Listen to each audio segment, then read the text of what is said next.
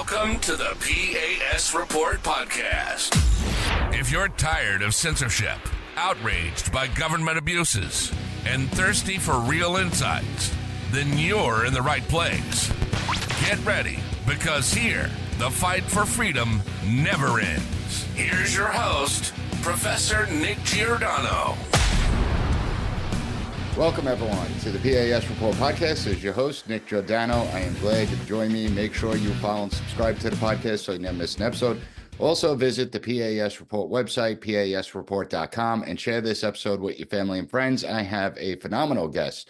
I try and make sense out of the senseless, but it's getting more and more difficult to do, given everything that's going on out there. So I'm bringing on someone that's been on before, one of the favorite guests of my audience, Miranda Devine, New York Post columnist, actual journalist that does real journalism.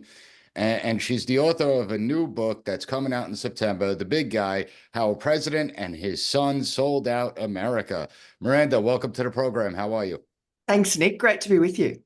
Well, I always enjoy talking to you because, I mean, you've been on top of the Biden story forever, it seems like. And I know that he just became president 4 years ago. Now he's leaving the president. I don't even know if he's still president. I mean, it doesn't make any sense to me. But as far as you see in your book, did you have to now add a new chapter for the next grift stage of his life?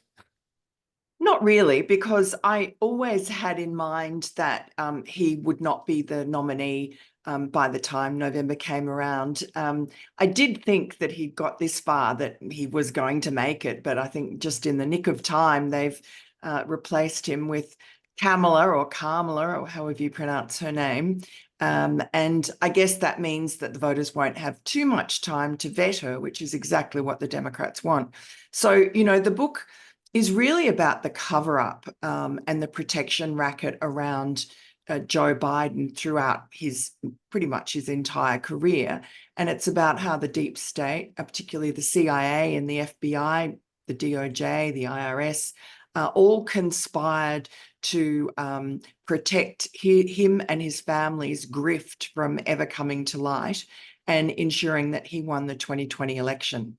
And I mean, it's quite staggering, the role of the CIA all the way along, quite frightening. And, you know, because it's obviously a clandestine organization, you just have to look for the sort of the shadows and the fingerprints.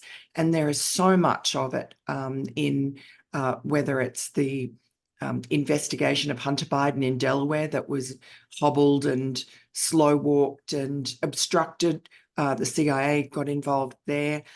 Or the most famous case was the Dirty 51 letter that was written by 51 former intelligence officials, but most of them, 41 of them, were CIA, and 5 of them were former CIA directors or acting directors. And they lied in that letter and said that Hunter Biden's laptop, and therefore our stories, was a Russian disinformation operation. And they wrote it, now we know, at the behest of the Biden campaign, and particularly Antony Blinken, now Secretary of State, who's doing a terrible job. And he was then a senior campaign manager in the Biden campaign. He's very tied at the hip to Joe Biden, who's been his mentor for many years. And he was the one who instigated that letter being written, getting Mike Morell, former acting director of the CIA, who actually thought that he had a chance of being the director of the CIA under Joe Biden. Even though he embarrassed himself, he basically sold out the country by writing that letter and getting his colleagues to sign. Sorry for him, he never got that big role, so it was all for nothing. Well, it's so frustrating because, you know, it must be bittersweet for you because at first it was all Russian disinformation. Well, now it proves you were actually right. And it was a huge scandal. And when you look at President Biden over the course of the last 4 years, I mean, his cognitive decline was apparent to anyone that was just paying attention and watching. I mean, the second he was shaking hands with a ghost that wasn't there should have been a big red flag that, hey, something's going on. when it comes to the CIA, the FBI, every single government agency, and all the top level officials that interacted with them, is there any chance that they didn't know that he was on in cognitive decline? No chance at all. I mean, if it's obvious to just the average citizen in January of 2020, when Joe Biden showed up in Iowa and New Hampshire, just completely befuddled, having to have his staff haul around a teleprompter to these tiny town halls that every other candidate in the race could just do their stump speech in their sleep. And there was Joe Biden having to bumblingly read out these lines. I would just catch the eyes of people in the audience and they would just be wide-eyed and shaking their head. The guy was shot back in January of 2020. And thanks to COVID, the campaign managed to hide him. Thanks to Jim Clyburn, even though he came in fourth or fifth in Iowa and New Hampshire, Jim Clyburn, who was the sort of godfather of the black vote in the Democratic Party, managed to drag him over the line there in the Carolinas. And the rest was history. He beat Donald Trump, who had been badly damaged by the COVID lockdowns. And I think also his own sort of clumsy demeanor in front of Anthony Fauci at those daily news conferences, which was not reassuring. And the fact that he was sort of being undermined behind his back by the likes of Fauci. Yeah, I mean, it was terrible, but you look how they propped him up over the last 4 years, and not just the government officials. I think they're the worst bunch because they're supposed to be bureaucrats that fulfill missions of agencies and don't put their finger on the political scale, but yet that's what they've been doing. They interfered in 2020 by silencing and censoring you. And we already see the fingerprints that are happening again. We just had the intelligence community come out a couple of weeks ago talking about that Russia is looking to manipulate our election system. So they're already at it again. But what I want to know is, you saw the president's speech last night. What did you make of it? I just thought it was very on brand. It was completely self-aggrandizing and delusional. I mean, extraordinarily, he said in there that we've closed the border, we've stemmed the border problem, that border crossings are now lower than they were when Donald Trump was there. That is what he's claiming. It is No new wars. Taking lie. Oh, and that was the other thing. Exactly. He's the only president in, X years that hasn't had a war started on his watch. And he also said hilariously that, I promised you I'd always be straight with you and always tell you the truth. And I thought, wow, has there been a single day in his presidency that he hasn't told a lie? This man, honestly, I really find that it's a form of mental illness, this kind of congenital pathological lying. And whether it's a lie to get himself out of trouble, or often he tells just self-aggrandizing lies, the corn pop style lies about how he was brought up in the black church, or he was a civil rights leader, or, any number of things. He was top of his class. He's done this all his life. I mean, he plagiarized. That's part of that dishonesty that sort of should have disqualified him from ever becoming president. But he was installed because he's such a malleable puppet. He's so easily manipulated and flattered. And really what he cares about, I mean, he and his family are just grifters. That really is, with a capital G, that is what defines him, his vice presidency, his entire political career. And, they got tens of millions of dollars for the family from China and Russia and Ukraine and so on. I mean, really small money when you think about it, that he really did sell out the country. Well, and I love how it's being portrayed as, he's such a humble man that he's stepping down from power. He's the next George Washington. I'm like, don't disrespect Washington like that.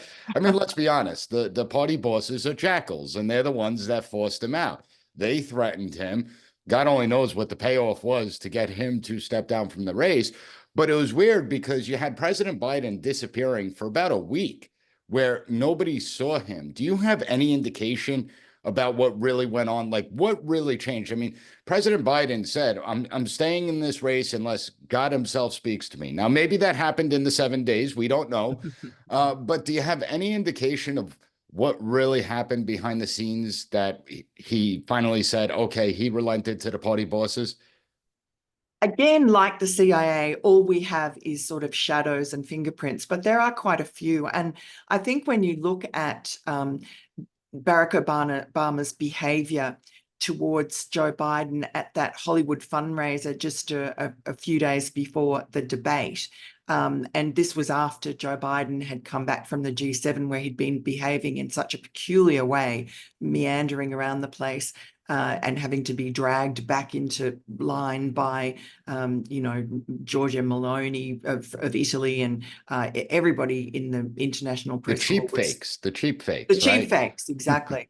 And that video of that was called a cheap fake of Obama sort of grabbing Joe Biden by the hand when he seemed to be frozen like a deer in the spotlight, and then leading him off stage like a child with his hand on his back, patting him. I mean, he could have been more subtle. Obama is an extremely subtle man. That was a deliberate show to signal to everybody who was important, donors and all the grandees in the Democratic Party, that this was the end for Joe Biden. This was like in The Godfather, when the Godfather just gives a nod of the head and the message goes out to all the capos that it's the end for Joe Biden. He has to go, they're going to take him fishing. And it took Biden quite a while, especially because he had Jill Biden, but more importantly, Hunter Biden was with him in the White House, attending meetings, giving him advice, strengthening his resolve to stay on. And I was told by an intimate of the family that the sort of public humiliation that was it conducted at the beginning was having the opposite effect on Joe Biden. It just got his Irish up, made him more stubborn, and made him dig in his heels even more. And Nancy Pelosi then was saying, well, we're going to do this either the easy way or the hard way. They gave him 3 weeks of the easy way. And then, what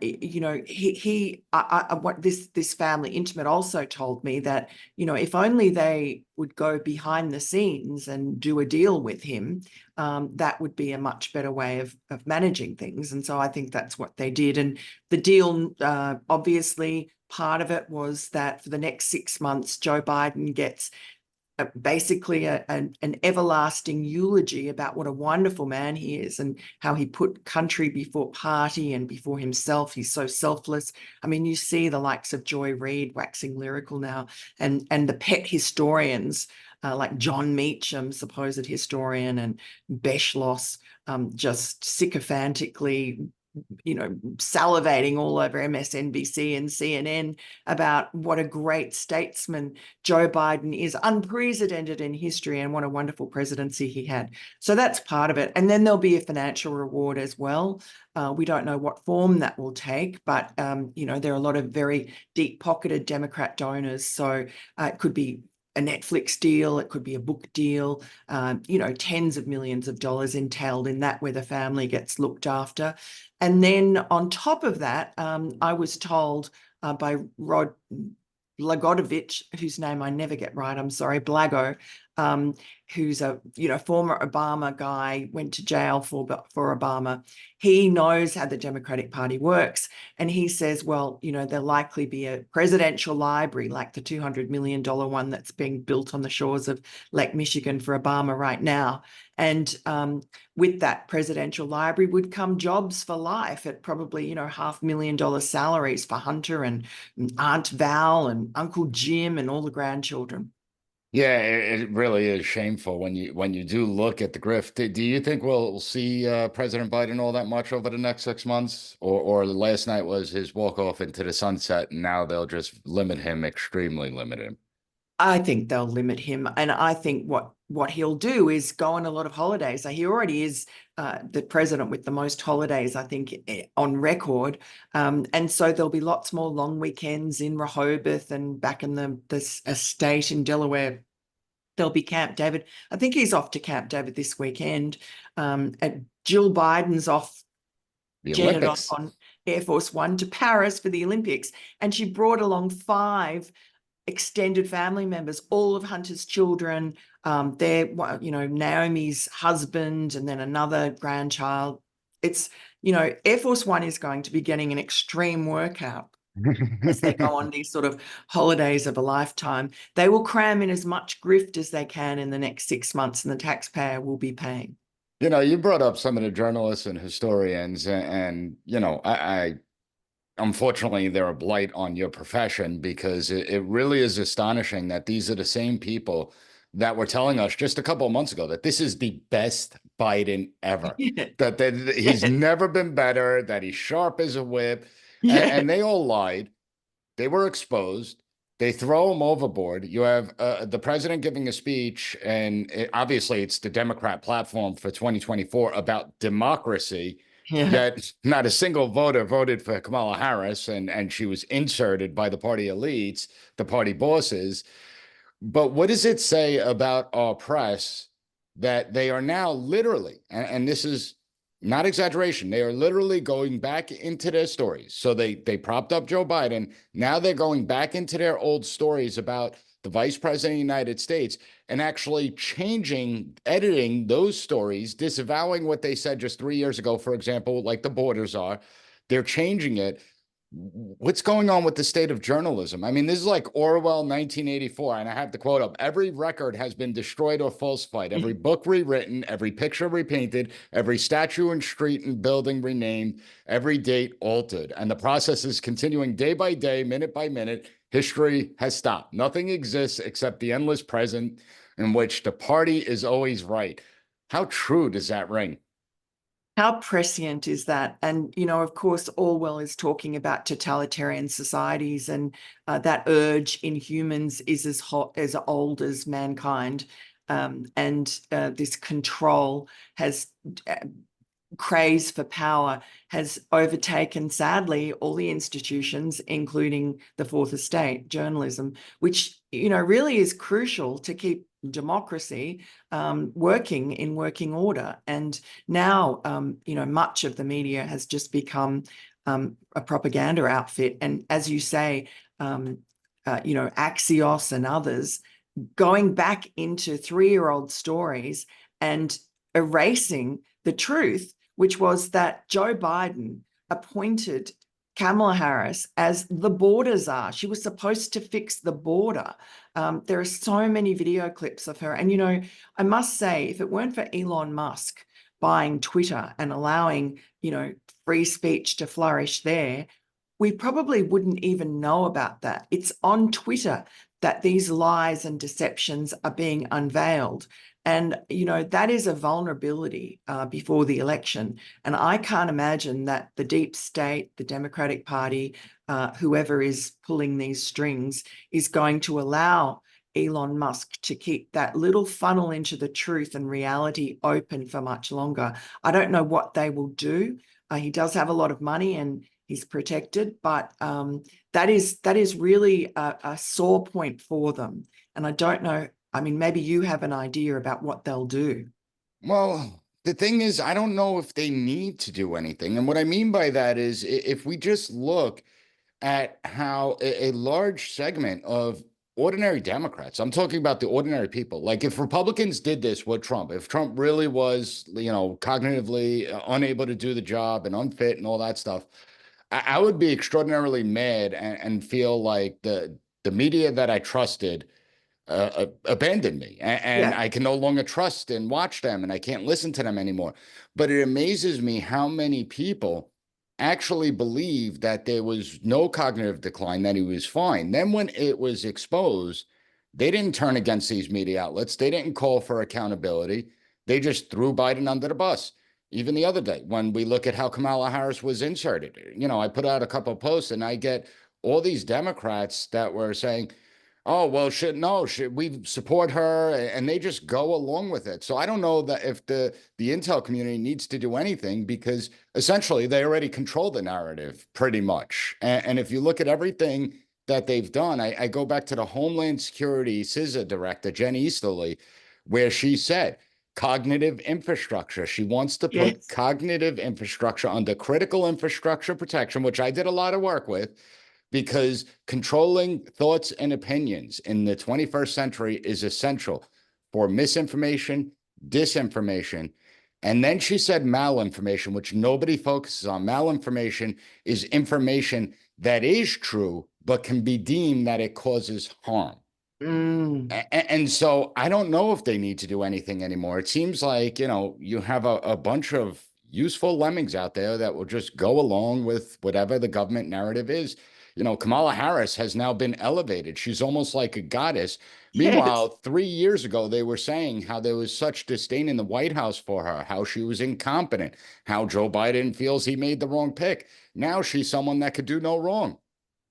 Yeah, the sheeple. I do think, though, there is a limit to their narrative crafting because, Kamala Harris herself, we saw back in, she didn't even make it to 2020, actually, but in 2019, she had to abandon her campaign, having sort of been launched with great fanfare just as now, because on paper, she looks good. Former prosecutor, she's attractive, she's youngish, she's in her late 50s. And she just, as soon as people sort of got a glimpse of her and got to really see how insincere and inauthentic and just fake she is, it's a visceral reaction. And her numbers plummeted to something like 2% before she had to pull out. I do think particularly women are turned off by her. There might be this rah-rah talk around the image of Kamala Harris, which is sort of attractive and bubbly and TikToky and, the brat, the queen brat and all this nonsense. But it's so unreal and fake. And women, I think, pick this up in other women when there's a fakery and an insincerity, someone who laughs and pretends they're your best friend and then turns around and steals your husband, that sort of thing. I think women are attuned to that kind of woman as an enemy.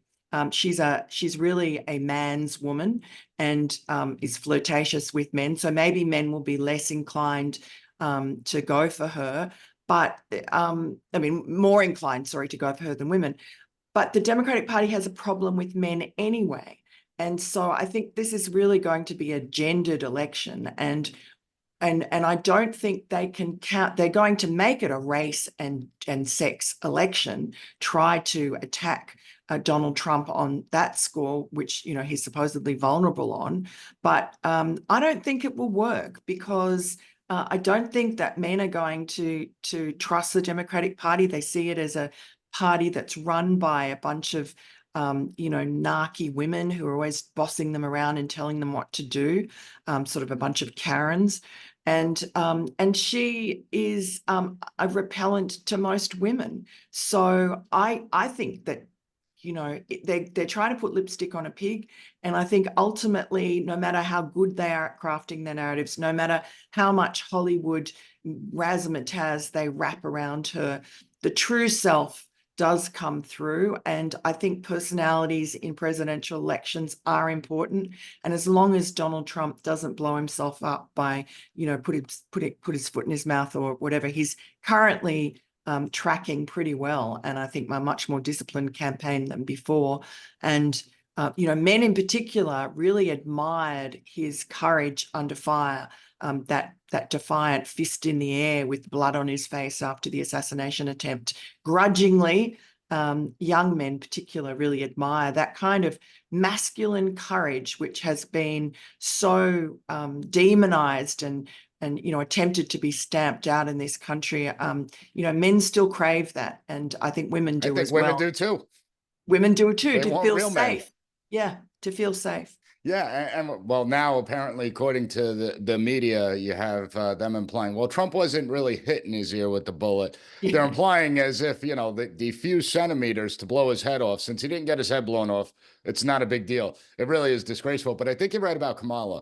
I think that the more people see her, and that's her biggest problem, the more she's out there, the more people are turned off by her. And do you think that the final story is written? I mean, if her numbers crater, let's just say 2 weeks from now, Do you think that the Democrats would be so brazen as to replace her as well? Yes. I mean, rules don't apply to them, and they project, they're psychological projectors about everything. All the sins that they commit, they pretend that the other side is committing. They talk non-stop about democracy, and yet they're the least democratic party you could find. I mean, they rule with an iron fist. They will, make or break leaders as suits them.